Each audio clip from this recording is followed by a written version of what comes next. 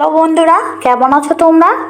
নিশ্চয় ভালো আছো। আলহামদুলিল্লাহ, আমিও অনেক ভালো আছি।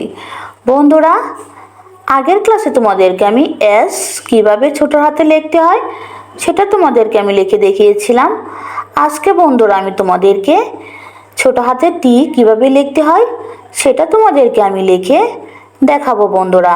তাহলে বন্ধুরা, তোমরা যারা আমার ভিডিও দেখছো তারা আমার সাথে লেখা প্র্যাকটিস করো। বেশি বেশি লেখা প্র্যাকটিসের মাধ্যমে তোমরা সুন্দর একটা হাতের লেখা শিখতে পারবে। তাহলে বন্ধুরা, আর দেরি কিসে, চলো আমরা লেখা শুরু করে দিই। দেখো, উপর থেকে একটা টান, তারপর নিচে একটু অংশ বাঁকা, তারপর এটার এই মাথাটা কেটে দিয়ে দিলে হয়ে যাবে কি টি, ছোট হাতের টি। মাথা কেটে দিয়ে দিলে হয়ে যাবে ছোট হাতের টি, ছোট হাতের টি,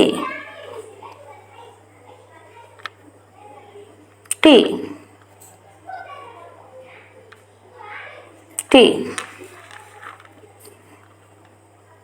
উপরে একটা লম্বা টান, তারপর ছোট নিচে একটু রাউন্ড করে দিয়ে দিলেই, আর উপরে মাথা কেটে দিয়ে দিলেই হয়ে যাবে টি,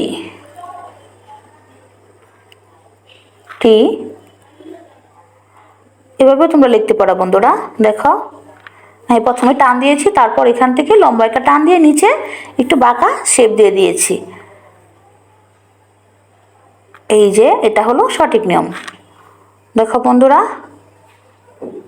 লম্বা একটা টান, নিচে একটু রাউন্ড, হয়ে গেল ঠিক।